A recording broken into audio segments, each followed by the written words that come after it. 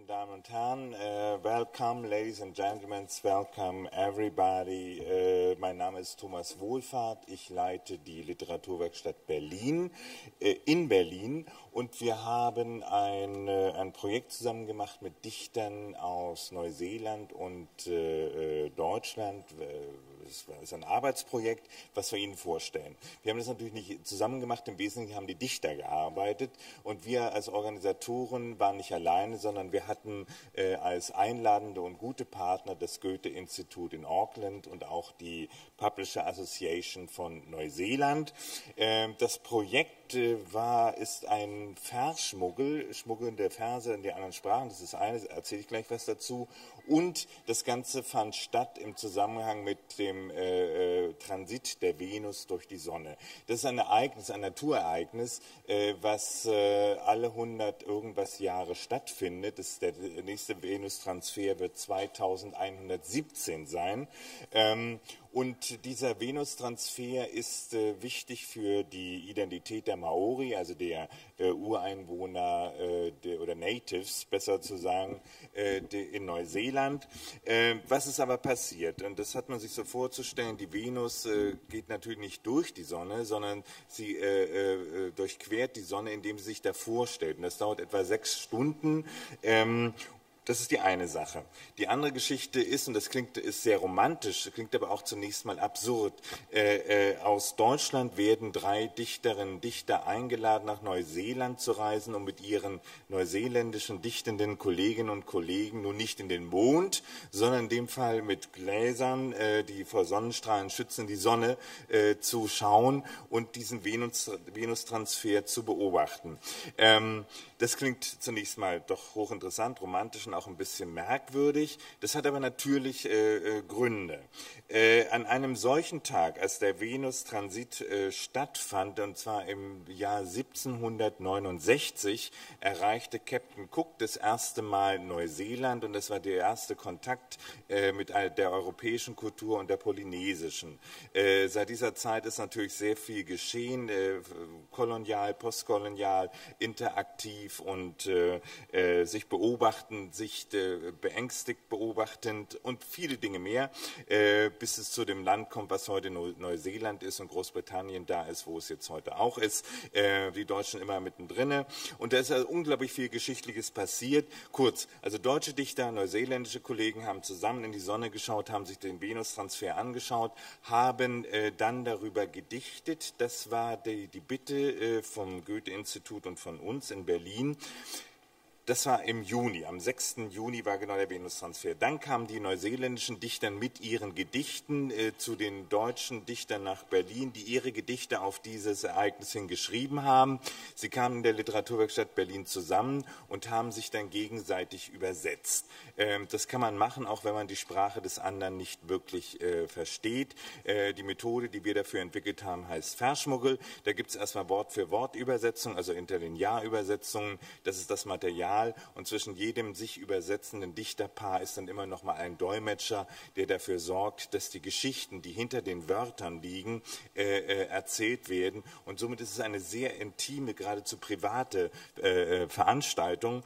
Und das Spannende sind eigentlich genau die Geschichten, die hinter den Wörtern liegen. Und das in dem Fall des neuseeländischen Englisch und des deutschsprachigen Zusammenhangs natürlich hochkomplex, weil das nicht nur Englisch ist in Neuseeland, sondern, das haben wir auch gelernt von den neuseeländischen Dichtern, da ist ganz viel Maori-Kultur sprachlich eingegangen in das Englische und übersetzt werden oder transportiert, also geschmuggelt werden müssen, die Rhythmus- und Klanglinien in einem Gedicht, die Welt der Bilder, dann noch die kulturellen Zusammenhänge der englischen Sprache in ihrer Grammatik plus maorische Einflüsse, und dasselbe hat man auf der deutschen Seite auch mit der ganzen Zusammenhänge, die die deutsche Sprache ausmachen. Kurz, das will hin und her, das ist ein hochkomplexer, hochinteressanter, hochkriminaltechnisch interessanter Zusammenhang. Die Dichter haben es über mehrere Tage getan. Die Ergebnisse stellen wir Ihnen jetzt vor. Später im Jahr werden Sie die Ergebnisse auch nachhören können auf der lyricline.org, unserer Website für Poetry, für internationale Poesie, also lesen, hören und verstehen. Das ist dieses Webprojekt. Soweit sind wir noch nicht. Jetzt sind wir also an der Stelle, wo wir die Ergebnisse dieses Verseschmuggelns erleben können. Ausgangspunkt, ich sage es nochmal, der Venus-Transfer am 6. Juni, gesehen von deutschen und neuseeländischen Dichtern in Neuseeland. In der Reihenfolge des hier oben Performance, und ich darf Sie einladen auf eine wunderbare Stunde mit großer Dichtung in Performance, werden die Teilnehmer dieses Workshops Hinemoana Baker, Ulrike Almut Sandig, zu der ich gleich noch was sage, Brigitte Oleschinski aus Deutschland, Chris Rice aus Neuseeland, Uwe Kolbe aus Deutschland und Colquhoun aus Neuseeland. Ulrike Almut Sandig, die dritte Deutsche, die also Neuseeland war, ist leider heute nicht hier, weil sie ist schwanger und jeden Moment erwarten wir die Meldung, dass das Kind nun auf der Welt sei. Sie ist trotzdem hier anwesend, sie wird vertreten sein und wir werden auch über eine Videobotschaft etwas von ihr mitbekommen. Meine Damen und Herren, freuen Sie sich auf eine knappe Stunde mit versgeschmuggelten Gedichten aus neuseeländischen und deutschen Zusammenhängen. Bühne frei für die Dichterinnen und Dichter. Los geht's. Thanks.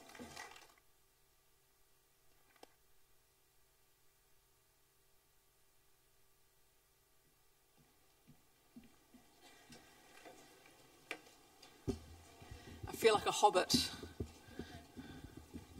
Tēnā tātou katoa. He mihi mahana atu I te ngākau o tēnei uri, o Ngāti Tōrangatira, o Raukawa, o Te Atiawa, o Ngaitahu, o Ingarangi, o Te Amani hoki. So, my name is Hinemoana Baker, and I greet you from myself and my ancestors, Māori, English, and German. Tēnā tātou katoa. Each of us 6 Transit of Venus poets has used the transit as a creative launch pad for this project, but as you'll probably notice, we've each approached it in quite different ways. The first poem, I'll read 2 poems, and the first is in 4 parts, and it reflects on our time in Tolaga Bay near Gisborne. You can see some photographs of this time when we actually witnessed the transit of Venus, the planet crossing the sun. Fortunately, the clouds parted just as we finished singing the national anthem, and we were able to see the actual event, so that was a huge treat. So this poem reflects on that time, and near the end it also pays homage and references some of the lines from some of the poems of our colleagues, our German colleagues, who we've worked with for some 6 months now and feel very close to. It begins in the hotel room where I was staying in Gisborne, which I think you might remember, my colleagues. The hotel rooms were incredibly large, the largest hotel room I have ever stayed in. It's called The 15 Paces Between My Socks and My Shoes. 1. The hotel room is a yawning cavern, and I have forgotten my carabiners. The bed's made tight, the linen's cool, the overblanket smells of soap and someone's breath. You are in Ruapehu Street, between our ill-fitting fitted winter sheets, now bald of any fleece. Yellow makes you scratch. A planet is getting ready for its big moment. 2. These 2 boys have to jump a little to see into this telescope. You can't look directly at it, man. Ka requi tō eyesight. The transiteers, the singing politicians, the old light of the new nation, all of us stroll along the revamped wharf, pitching our wishes at the glinting Pacific. And she's there too, the one they call Holden Tirana, or Skinny Banana, or Madam Iguana. She'll be long dead when they bring up the time capsule, she'll leave her responsibilities purring in their red blankets. We will monitor the spectrum of scattered sunlight on her surface. She will say, in her way, parachutes are heritage seeds. Parachutes are significant star systems. Parachutes are priestesses dancing and dying. 3. I wasn't here for nuku tai memeha, therefore this is not the real globe. The girl with the grass green ring was not here for horauta, and neither was the ginger bee, nor the sailor singing his insistent songs of icebergs and liquor. All things move south when they become cold. All things move north when they become cold. All things make sails from the liquid ocean, from their la-la language. 4. In 8 minutes, your light will reach me, hangi smoke in my mouth. The light which fell on my newborn body is still alive. I plant a tree at the mouth of the Uawa River in your name, my crawling, bawling space station. It is imperative I be as far away from you as possible. You rise from the yellow bed, black and cold, and travel 4 hours, every cent of you making war, the telescopes of the world trained upon you.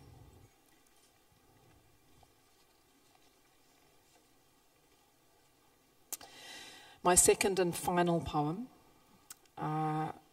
My German poetry partner Ulrike Almut Sandig, who can't be with us today for very important reasons, her voice and poetry are here. But I just wanted to say that by way of explanation, she fell in love with one of New Zealand's native birds when she was in New Zealand. It's called the tui. I understand it's a travel company over here. The tui is distinguished by its extraordinary song, which it produces in 2 separate larynxes, 2 different voice boxes. So my second and final poem features the tui, and I will read it in English, and then you will hear Ulrike's fine production of it in German, and then after that you will hear one of her own poems inspired by the tui, and in English this poem of hers is called I Am a Double-Voiced Bird with a Human Face. So first, the English version of my poem, Dismantling the Crane. What is silver?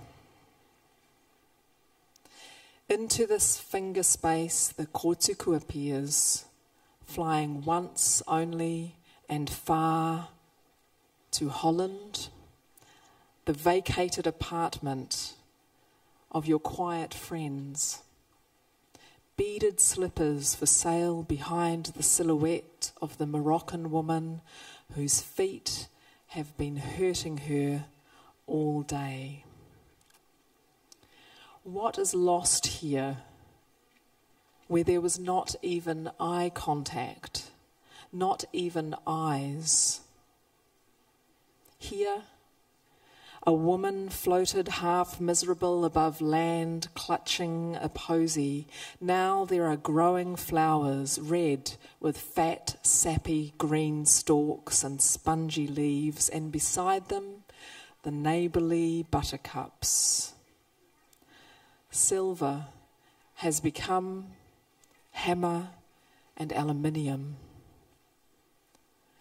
The star in her firmament makes her way over Rarotonga, murmuring, "Hoki mai, hoki mai."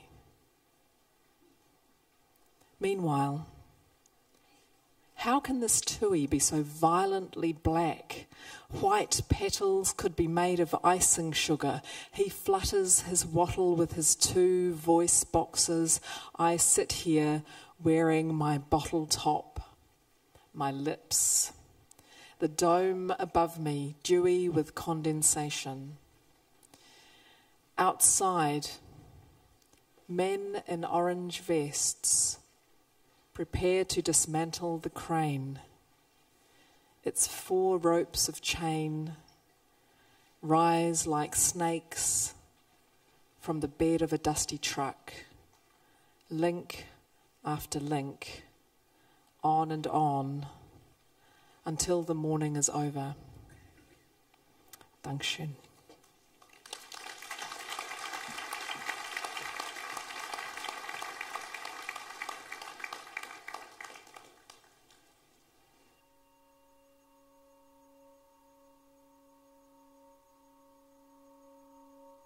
Was ist silbern? Was ist silbern? Zwischen meinen Fingern taucht der Reiher Kotoku auf.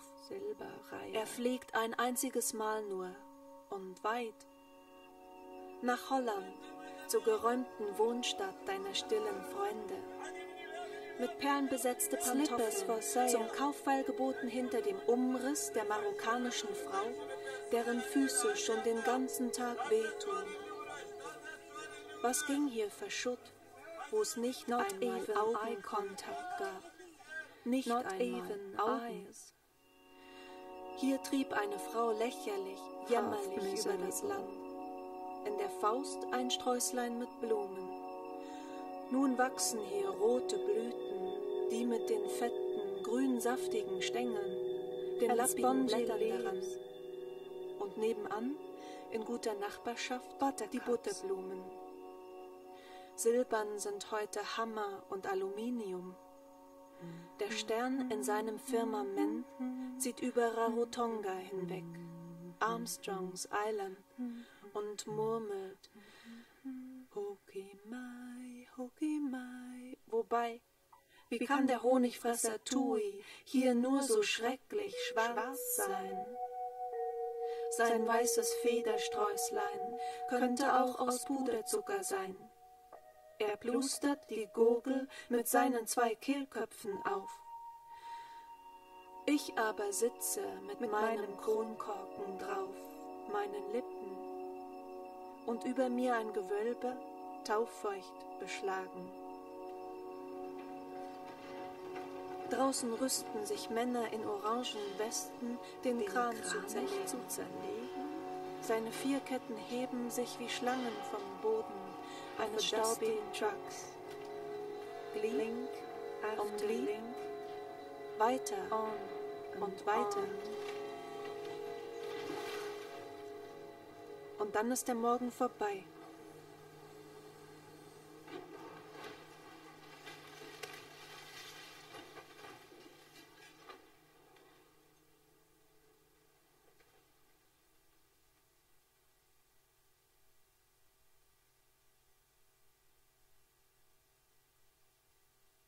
Alles muss ich zweimal sagen.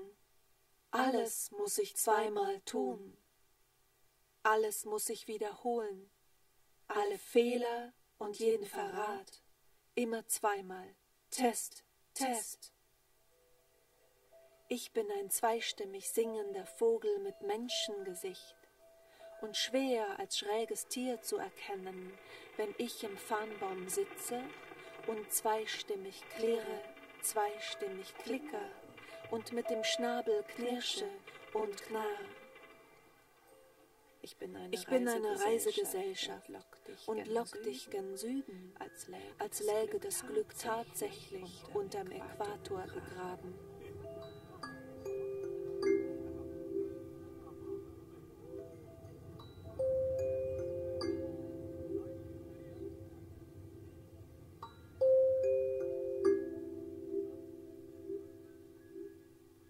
Aber lass dich nicht täuschen, mir ist nicht zu trauen, oder wenn, dann immer nur zweimal. Dir ist nicht zu helfen, kein einziges Mal. Ich bin ein Teekesselchen auf zwei Beinen und trage den schwarzen Talar meines Vaters. Und die Mädchenträume meiner Mutter trage ich auch mit mir herum.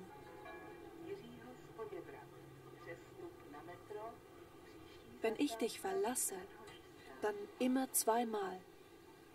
Einmal im Süden, aber das nur zum Test. Und einmal Stopp auf Nordwest.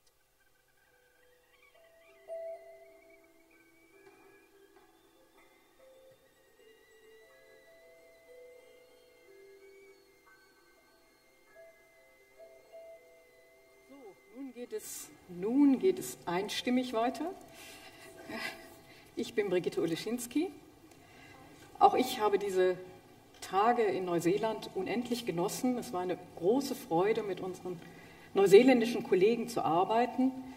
Und mich hat das, was wir dort gemacht haben, dazu inspiriert, eine ganz andere Art von Text zu schreiben, als normalerweise meine Gedichte sind. Es gibt in der Tradition, der oralen Tradition der Maori, gibt es eine Form von kleinen Geschichten. Wir könnten sie vielleicht manchmal Gleichnisse nennen, manchmal nur Anekdoten. Die heißen Paki. Und ich habe einige dieser kleinen Quasi-Geschichten geschrieben und gab denen dann den ein wenig albernen Titel Paki Half Cooked. Davon werden Sie jetzt 3 hören.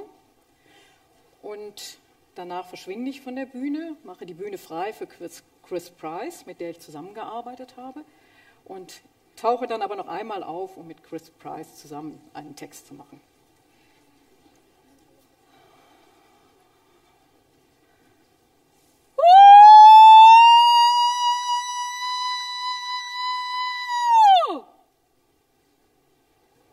Dauernd bin ich Gerüchten auf der Spur.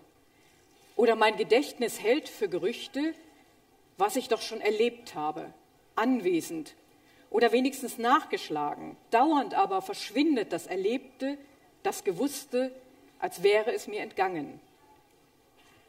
Einem Gerücht nach das Kreuz des Südens gesehen.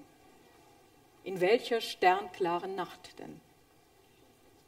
Blau-grün, grün-blau. Eine Venus mit grünen Lippen. Was sie sagte? Die Tinte sei schwarz, mit der ihnen die Moko gestochen werden. Aber es gebe in der Maori-DNA ein Enzym, das die Hautzeichen später grün färbt. Grün-blau, blau-grün. Dann tiefblaues Wasser am Küstensaum entlang. Von oben sehen die sanft gefalteten Hänge der Hügel hellgrün aus, Smaragdfarben. Wir fliegen in einem 12-sitzigen Kanu.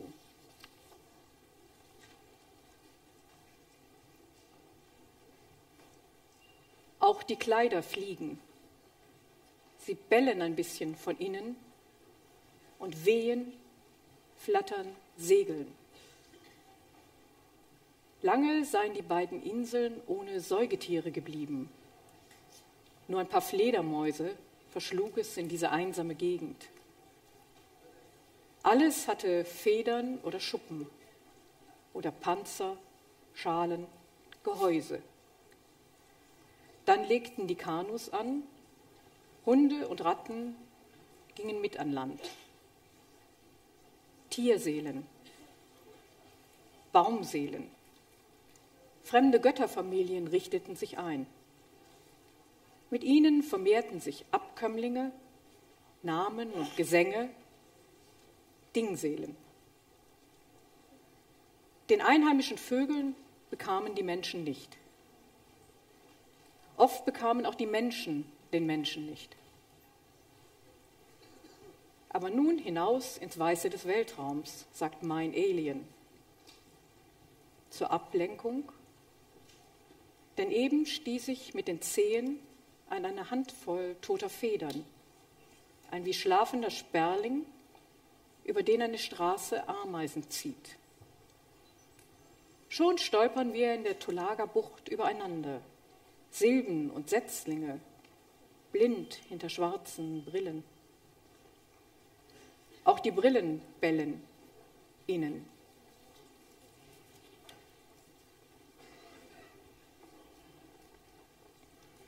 Wenigstens wiegt er nichts. Nicht im Frachtbauch, nicht im Handgepäck. Er flog unter oder über uns die ganzen 20.000 Kilometer in einem einzigen Gedanken. Innen aber wir, langgestreckter Silberleib, der die Datumsgrenzen überquert, silbenheckender Langstreckenleib, und bewegte sich auf die lange weiße Wolke zu, Aotearoa. Aber das dachte ich noch nicht. Ich dachte nur mit meiner Kinderstimme, Seeland, Seeland.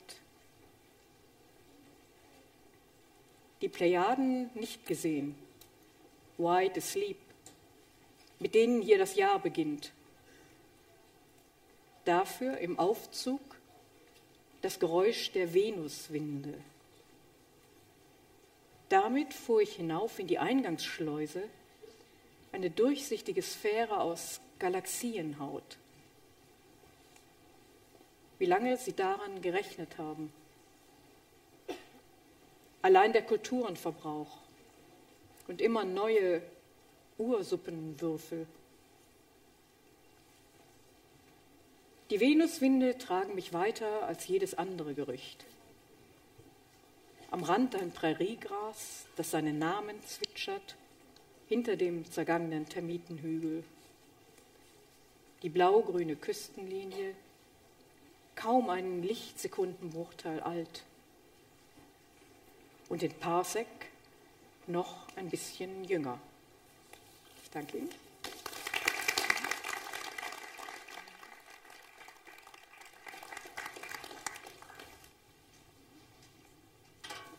Kia ora tātou. My name is Chris Price and I am, as you will guess from my accent, an Antipodean. I am the wrong way round, my north, your south, my up, your down, your corner, my crown, my dark side, your light, my loose, your tight, your ass, my face, your paradise, my place. My trees line your sleep leaves my trees. I sail a counterclockwise water, your moon's a measurable daughter. It's your gift, my loan, your terra cove, my home, your page, my mouth, my north, your south. Dankeschön.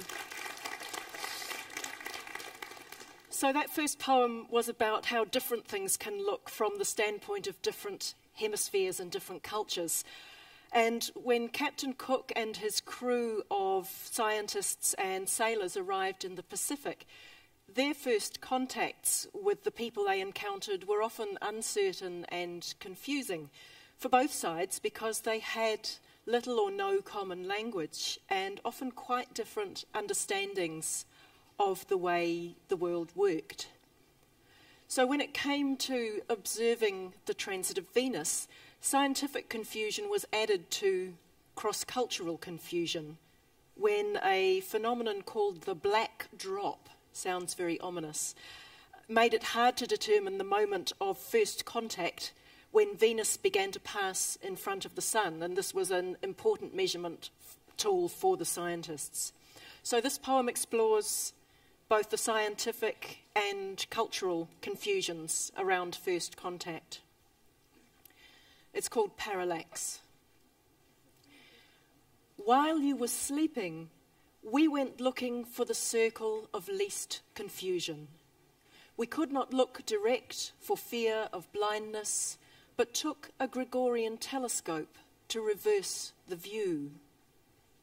As we stepped warily into the circle of least confusion, the black drop foxed us, making readings imprecise. Had it travelled with us as a speck on the lens?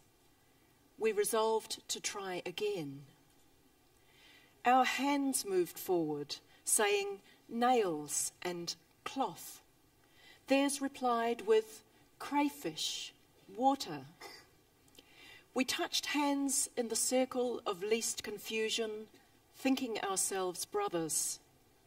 When we said trade, they said exchange. We thought they meant the same.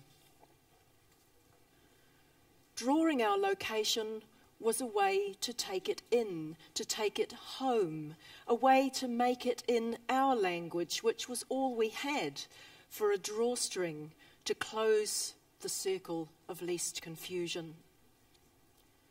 While you were sleeping, we were dreaming awake.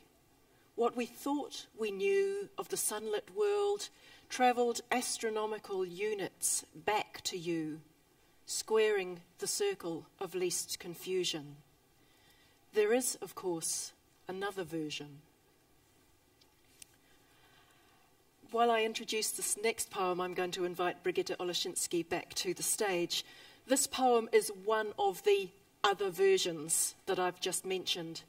It's in the voice of a Tahitian princess called Poitua, who was painted by the official artist on Captain Cook's third voyage to the Pacific, a painter called John Weber, or Weber, since he was in fact of Swiss-German origin. He managed to paint his Tahitian princess with a very English face. And so it's kind of appropriate, I think, that we have two different versions of this poem, in this case English and German, not Tahitian, sadly. And we're going to do the poem in tandem. Poidua. If you are a black dot on a white disc, I am a black dish on a white cloth. Bist du ein schwarzer Punkt auf einer weißen Scheibe, bin ich ein schwarzer Teller auf einem weißen Tisch. If you are a bright spot in my dark sky, I am a wide dish receiving white noise. Bist du ein heller Fleck an meinem dunklen Himmel, bin ich eine weite Schüssel für das weiße Rauschen. If I am elliptical, capricious, you are point to pinpoint accurate. Bin ich elliptisch, unberechenbar, bist du auf den Punkt, Punkt genau. If you are a white-draped goddess, I am your ear's black pearl. Bist du eine weiß drapierte Göttin, bin ich dein schwarzer Perlohrring. If you are a singular scepter, I am a quarrel of feathered chiefs. Bist du ein einziges Zepter, bin ich ein Gequengel von Häuptlingsfedern. If I am a Polynesian princess, you are the Red Queen, and when you speak, I lose my voice, and when I stand mute before you on a painted wall, you see stars. My innumerable motu dazzle your rocky shores. Now, your world is no more than a cloudy blue bead at my throat. But I foresee the day it inundates me in the way you repaint my face. If you are hungry, I will feed you, but I'm not so sure that you'll return the courtesy. Bin ich die polynesische Prinzessin, bist du die rote Königin. Und wenn du sprichst, verliere ich die Stimme. Und wenn ich stumm vor dir stehe, auf einer Leinwand, siehst du Sterne, meine unzähligen Inseln, blenden deine felsgrauen Küsten. Deine Welt ist nun nichts als eine milchig blaue Perle an meiner Kehle, aber ich ahne den Tag, an dem sie mich überflutet, so wie du mein Gesicht übermalst. Bist du hungrig? will ich dich füttern. Doch bin ich nicht sicher, dass du die Höflichkeit erwiderst.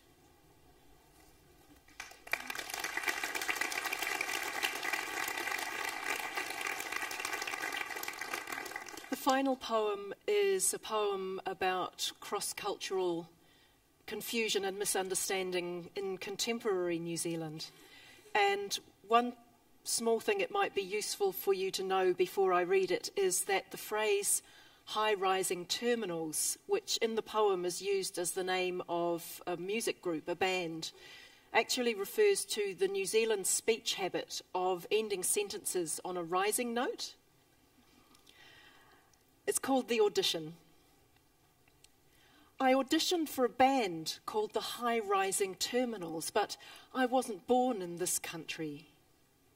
Are you mono, bi, or multiculti? English will do for most people, but the Tui considers it a crude approximation of his native foliage.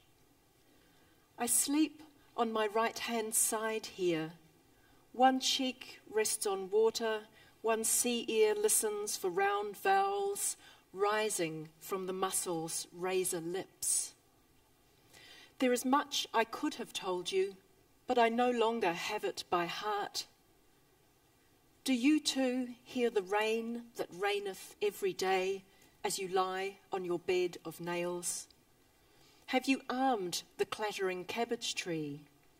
Can you translate for me this basket of steam, that slow pulsing underneath the ground? Dankeschön.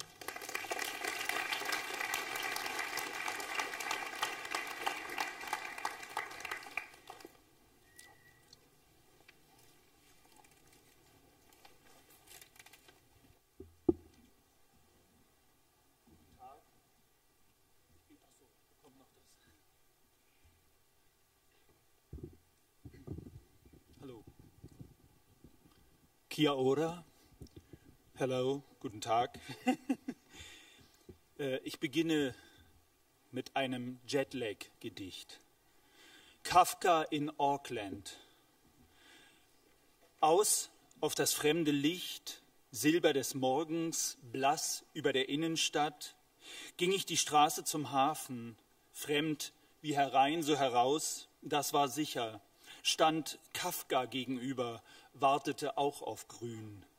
Anthrazit seines Anzugs, hellgraue Krawatte, lang und dünn in der Hose die Beine, eindeutig orientalisch sanft war, dunkel der Teint. Als wir aneinander vorübergingen, nahm ich die Streifen seines Anzuges wahr. Elegant war die Kluft, schön war der Mann. Das weiß jeder, der nur ein Foto kennt. Schon am ersten Tag diesseits des Erdkerns hatte ich Sehnsucht nach dir, Mitte Europas. Aus einem arroganten Land. Aus einem arroganten Land komme ich. Da weiß ich die Namen, habe sie selbst im Überschwang reichlich verteilt. Ob eines es wollte, ob nicht, an Hahn und an Henne, an Busch, Baum und Blüte, sie tragen die Namen wie angeklebt. Das Land ist hintern Horizont gesunken, in Weltmeer, in Luftmeer, in Flut, höher als das gewohnte Entkommen, das Ausmaß an Sünde ist endlich so. Nun zieht die Sonne namenlos droben und spurlos die Frau ohne Mund vorbei. Und endlich dort, wo wir alle waren, wir 6 einander fremden Freunde, in Transition, Tolaga Bay, 6 June 2012. Ich stand auf der Landungsbrücke und das vergangene Jahr. Zahllose Menschen lobten das Gute, Schöne und Wahre. Unten warf sich der Geist an den Beton der Pfeiler. Spiegelbilder von Wracks gingen auf große Fahrt. Eines der schönen Boote der Toten querte den Horizont. Der Zeremonienmeister Wayne Gatta blies in das Muschelhorn. Ich trank aus dem weißen Kelch das Brechmittel gegen die Lethe. Die Fürstin kam über das Meer und fuhr mir mit ihren feinen Fingern in meine Augen die Zeilen entlang. Sie blätterte um mein Gesicht, die frische, schmerzende Tätowierung, bis ich ausgelesen war. Und anschließend an Hinemoanas Erwähnung des Sailors Time Tunnel. Jahrtausende währende Reise, ich tauchte und tauchte wie Traum. Es legten sich große Farne herum und legten mich an die Leine. Das hat auf all seinen Fahrten der Sternenfahrer gut Glück voraus nicht erhofft, nicht bewirkt, mit Ausschauen nicht oder Rufen, das Mädchen Erde zu besuchen.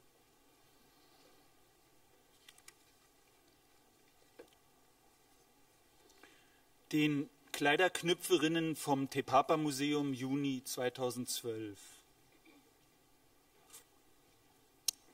Nicht eingeweiht zu sein ins Ritual, dem Beispiel beizuwohnen, Blick, der sagt, ein Hin, ein Her, die Freundlichkeit der Fremden, die voreinander Bilder überblenden. Wir kennen das und fragen nicht zu viel und machen draus das gute, leichte Spiel. Kalanikopolis, des Königs Mantel, einst Cook geschenkt, zum Artefakt gewandelt. Wir spürten noch die Macht als Licht von innen, bevor wir zu den Knüpferinnen gingen, die heute unvermindert leicht den Bast auf ihren Schenkeln spleißen und es fast vergessen lassen, dass wir vor uns sehen, wie wir schon selbst eingehen in Museen. Und als kleinen Vorgeschmack auf das, was Sie gleich hören, in etwas anderer Version, nämlich in der Originalversion, 2 Texte von Colquhoun in deutscher Version. Er hat etwas gemacht, mehr als wir anderen. Er hat nämlich tatsächlich 6 konzeptionelle Gedichte gedichtet auf einen deutschen Naturforscher namens Ernst Diefenbach, der als Arzt einer seiner Vorgänger in Neuseeland war. Auf der Reise nach Aotearoa, gesungen von der Mannschaft der Tory, zu Ehren des deutschen Naturforschers Ernst Diefenbach. Diefenbach, Diefenbach, hat diese Archen Leck, hat die Sarg ohne Heck? Diefenbach, Diefenbach, geht dir dein Arsch im Dreck? Hief dich was, ziehe ab, hief dich was, ho. Diefenbach, Diefenbach, bist was ein Heidenschnurz, misst noch dem Tui sein Furz. Diefenbach, Diefenbach, der es mit der Tinte tut. Hief dich was, ziehe ab, hief dich was, ho. Diefenbach, Diefenbach, Butterblumen abgerissen, Naki und Knaster, Grauwacke beschissen. Diefenbach, Diefenbach, Gott, alles verschmissen. Hief dich was, ziehe ab, hief dich was, ho. Diefenbach, Diefenbach, bist was ein Pakea? Ein Jektar oder ein Opapa? Diefenbach, Diefenbach, hey ho, großer Star. Heave away, ho. Hief dich was, ziehe ab, hief dich was, ho. Sie werden gleich hören, wie das richtig geht. Noch eines in einem sehr anderen Ton von Colquhoun. Nach seinem frühen Typhustod bedenkt Ernst Diefenbach das Aussterben des kleinen Vogels im London Museum of Natural History, der seinen Namen trägt. Mein Freund, manchmal erschreckt es, ruft mich die Finsternis. Lied und Traum, Fragmente, ich fürchte, alles ist's. Dein Federkleid braun-gelbe, mein Umhang wollenes Hemd. Bei Tage und zur Nachtzeit ein Rock noch drüber hängt. Hörst du, wie der Kauz lacht? Rotkehlchen im Geäst? Ich lausche auf die Huja, ob sie sich hören lässt. Mein Freund, manchmal erschreckt es, auch ich fürcht Finsternis. Lied und Traum, Fragmente, mehr hab ich nicht für dich. Lied und Traum, Fragmente, dies hier sing ich für dich. Dankeschön.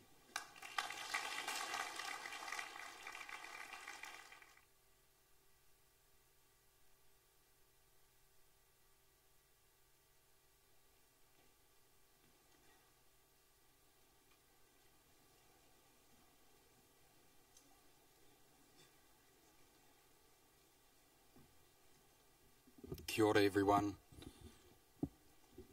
There are two traditions of poetry in my country. There is a written English tradition, and there, as you have seen here many times this week, there is an oral Māori tradition. And for a long time I've wondered what it would look like to try and put those traditions together. And so the pieces that I've written for the Transit of Venus project have done that. They've wanted to show you how an oral culture, how a much older culture of poetry in my country breathes back in to what is seen as a more modern way of writing or recording stories. And you'll wonder what these are. These are gourds. Māori have a tradition of using their stories to decorate everyday objects. So these, it's probably a silly thing to do at a book fair, but I've put my poems on gourds. And so these have been my fat little friends for the last few months, and I'm going to use them to help me tell the stories. Sometimes Māori would also sing into the gourd to record a story in it, and when they needed it, take the top off and the story would come out. All these songs have been written for a son of Germany, a man called Ernst Diefenbach, who was the first resident scientist to live in New Zealand from 1839 to 1841. And he wrote 2 volumes about our flora, our fauna, our geological structure. He wrote the second ever grammar of the Māori language and left us quite a body of work.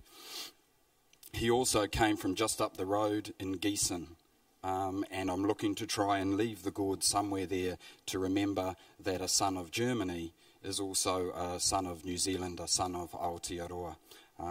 So I'll get my friends. This first song is a cross between a haka, which you've seen already here this week, a posture dance, a form of poetry in my country, and a sea shanty, which is the beginning of oral poetry in New Zealand. And it's about Diefenbach coming out here out to New Zealand on a boat called the Tory. On a journey to Aotearoa, the crew of the Tory sing in honour of the German naturalist Ernst Diefenbach.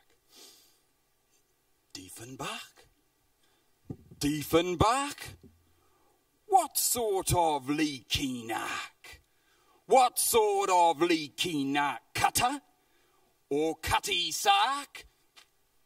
Diefenbach, Diefenbach, shivers your creaky ass. Heave away, haul away, heave away, ho.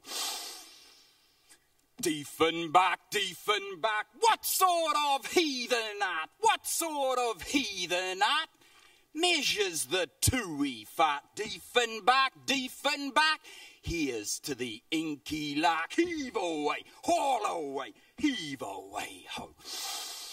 Oh, Diefenbach, Diefenbach, king of the buttercup, knacky, tobaccy, grey wacky and fuck. Oh, Diefenbach, Diefenbach, Jesus, the clutter up. Heave away, haul away, heave away, ho. Diefenbach, Diefenbach, what sort of pakeha? What sort of pakeha? Jetta or bleeding heart? Diefenbach, Diefenbach, hey-ho, the patriarch. Heave away, haul away, heave away, ho. Heave away, haul away, heave away, ho.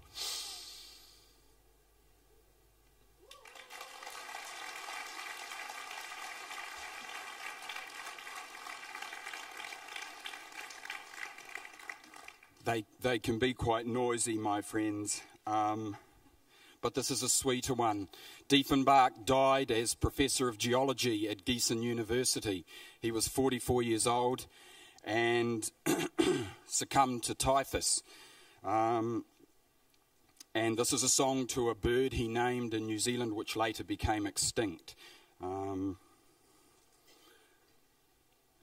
And it's sung, it's an oral piece because I chose a German folk song to set this to that Diefenbach would have known. Ich hab die Nacht geträumt.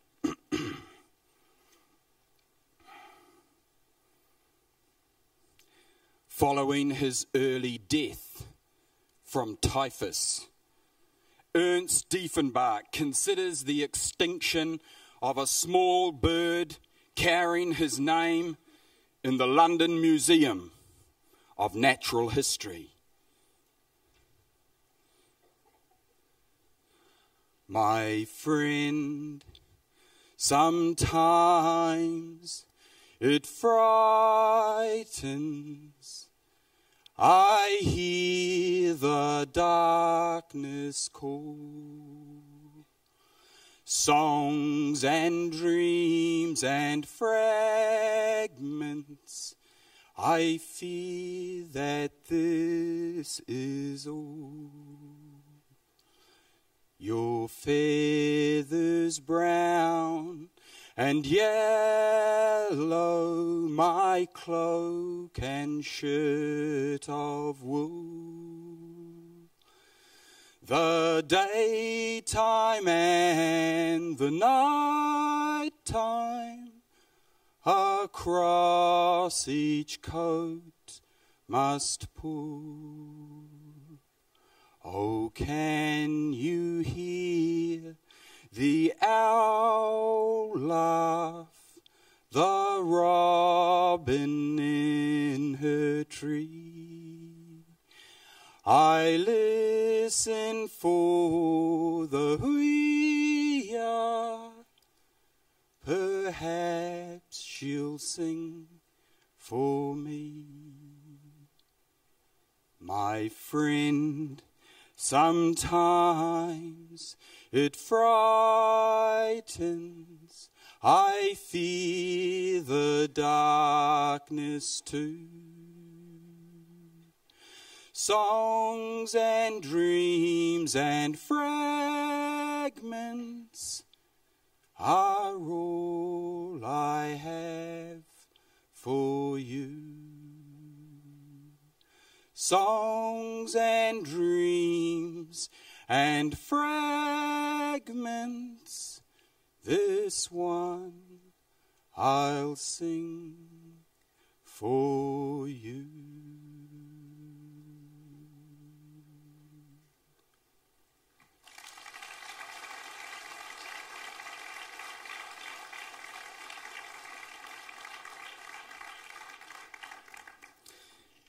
What really drew me to Diefenbach is that he trained to be a doctor. And when he was in New Zealand, he only got to practice medicine a couple of times. One was at a battle fought just north of Wellington at the Battle of Kuititanga, which was 173 years ago on Monday. And back home, when I'm not writing, I work as a doctor, and I work around the Waikanae River mouth where Diefenbach worked. And I talked to some of my patients and found out that their ancestors had been on the beach that day, and possibly been treated by Diefenbach. So this is a song I wrote about two doctors connected over 173 years in the genealogy of their patients.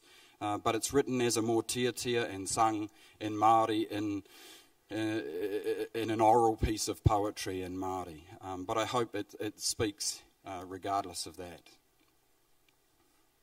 173 years after the Battle of Kuititanga, the descendants of survivors treated on the beach by Ernst Diefenbach convey their gratitude as one doctor of Te Atiawa pays respect to another.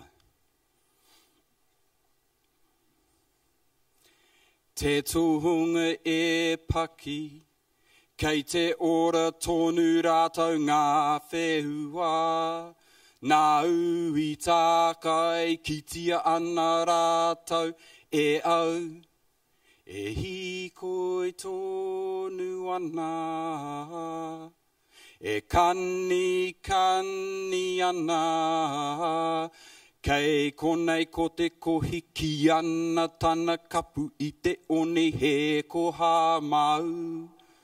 No kuititanga, he aha kei roto, he ko iwi, he kota, he aria. No o tapuai, no o tapuai. He uri ia no era, na ui whakaora, no na hoki ko koe. No na hoki ko koe, kei konei ko te hono I reira ia I te kauhanga riri I te tatari ia te tahi wai wai I kona te tahi wai wai I konei rere ake ana kupu he manu he karere he whenu no aku whenu Hei haka mahana, kei konei e tahi atu nā kūrātau ia whi whakaora ara maratau au. Ka tai atu ki a koe, ka tai atu ki a koe. Kei mua, kei muri, hei aha e ho, tiranga tira, haere pai atu, haere pai atu.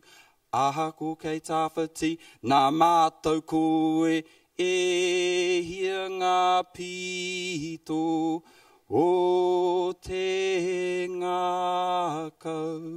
Mō tēnei wā, me hakata tututawa, me huhuti ngā hera ara. Me tere anō,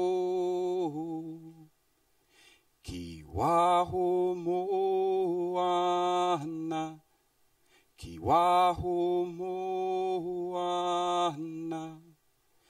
Ki waho mo ana e.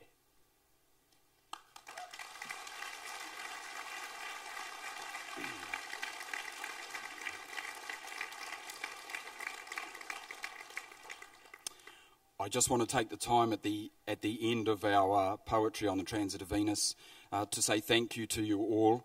For coming and listening to us. I'm a doctor, so I know too much poetry can kill you, and an hour is pretty much knife-edge stuff.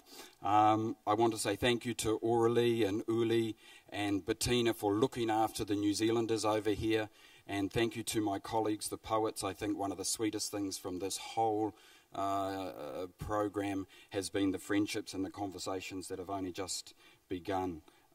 So thank you all for coming, for listening to us, and I hope you enjoy the rest of your day.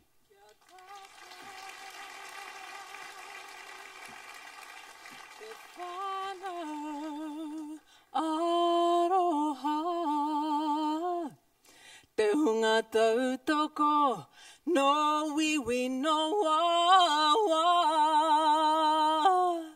Te mutunga ke mai nei.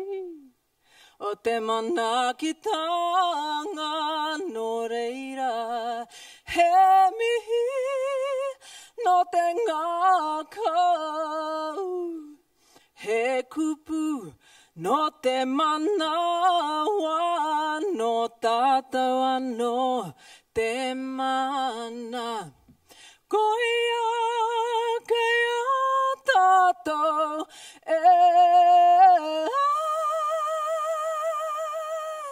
Kia ora.